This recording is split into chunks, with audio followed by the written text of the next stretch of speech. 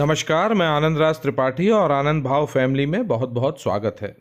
कभी आपने बिल्ली को चूहे का शिकार करते हुए देखा है? चूहे को सीधे बिल्ली मार नहीं देती है, पहले उसके साथ खेलती है, पंजा मारती है, चूहा डर जाता है, फिर थोड़ी देर बाद चूहा भागता है, फिर बिल्ली पंजा मारती, फिर वो डर के दुबक जाता है। ऐसा 3-4 बार 5 बार करती है और फाइनली चूहे को बिल्ली चट कर जाती है, एक बार में खा जाती है। ऐसा ही कुछ नियम शेयर मार्केट में लागू होता है। रिटेल इन्वेस्टर को ऑपरेटर इतना डरा देता है, एक ना एक दिन रिटेल इन्वेस्टर गलती कर ही जाता है। कभी वो बाई करना होता है तो सेल कर देता है स्टॉक को, और सेल करना होता है तो बाई कर लेता है। खासकर ये इंट्राडे ट्रेडर और डेरिवेटिव्स में जो काम करते हैं, कॉल पुट ऑप्शन और फ्यूचर्स में, उनके लिए बड़ा खतरनाक होता है। उन्होंने गलती की नहीं कि ऑपरेटर फिर उनको खा ही जाता है फाइनली।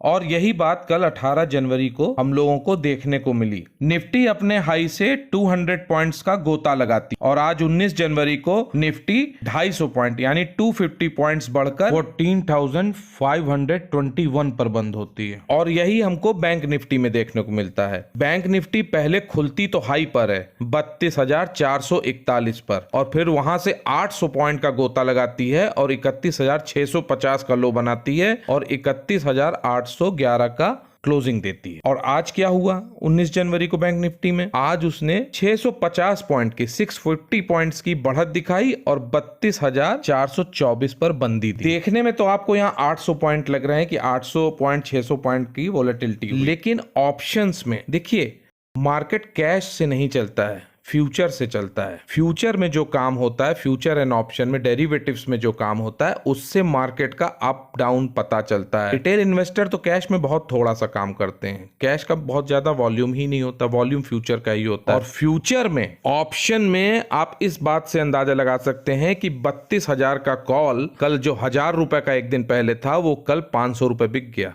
और लोग कॉल एवरेज करते जा रहे थे, पैनिक होता जा रहा था। शाम को भी ये हुआ कि दूसरे दिन भी बैंक निफ्टी नीचे खुलेगी। तो आम रिटेल इन्वेस्टर तो मारा गया उसमें, क्योंकि आजकल जो नए सुपर कॉप्स हैं, रणबांकुरे हैं, वो कॉल पुट में काम करते हैं, फ्यूचर्स में काम करते हैं। क्यों करते हैं? उनको एक ही दिन में 10,000, 20,000, 5,000 रुपए कमाने, इसलिए। और ऑप्शन में ये सही बात है कॉल पुट में कि एक दिन में लाखों के वारे न्यारे होते हैं और लाखों की रकम डूब भी जाती है। तो बहुत संभल के काम करना होता है कॉल पुट में। तो मैं कल यही देख रहा था कि कॉल के रेट किस तरह से गिरते आए थे।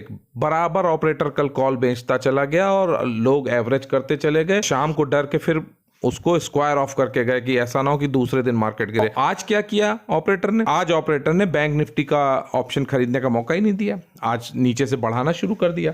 और बाइंग का मौका मिला भी तो कल की गिरावट से ट्रेडर इतना डरा हुआ था कि उसने नीचे के लेवल पे बाइंग ही नहीं की, सिर्फ देखता ही रह गया। और देखते देखते बैंक निफ्टी ने करीब 650 पॉइंट की बढ़त दिखा दी और वहीं पे क्लोजिंग भी दे दी। और कल भी देखिएगा बैंक निफ्टी गैप अप खुलेगी। होता क्या है कि जब बैंक निफ्टी गिरने लगी, मार्केट गिरने लगा, तो लोग शॉर्ट बनाने लगते हैं। शॉर्ट पे शॉर्ट तो बनते गए, लेकिन जब आज मार्केट गैप अप खुला तो सारे शॉर्ट ट्रैप हो गए। इस तरह से वो शॉर्ट्स फंस गए। वो कल गैप अप खुलेगा बैंक निफ्टी और सबको फिर मार डालेगा। तो इस तरह से ऑपरेटर, रिटेल इन्वेस्टर जो भोले भाले लोग हैं, खास करके मुझे उन पे बड़ी दया आती जो कॉल पुट के चक्कर में आजकल नए नए इन्वेस्टर हैं। 20,000 25,000 की पूंजी है, कॉल पुट में काम कर रहे हैं, एक दिन पूंजी साफ हो जाती, काम खत्म हो जाता है, घर पे बैठ जाते, नमस्कार हो जाता है। तो ऐसे लोगों से मेरा विनम्र निवेदन है कि पहले कैश में छोटी छोटी क्वांटिटी में काम करना सीखिए, फिर कॉल पुट ऑप्शन और फ्यूचर में हाथ आजमाएं। दूसरी बात, कल रिलायंस इंडस्ट्रीज ने गिरते हुए मार्केट को संभाला था और आज भी हमारे कालीन भैया ने ही मार्केट को रफ्तार दी। रिलायंस 2000 के ऊपर क्लोजिंग देने में कामयाब रहा,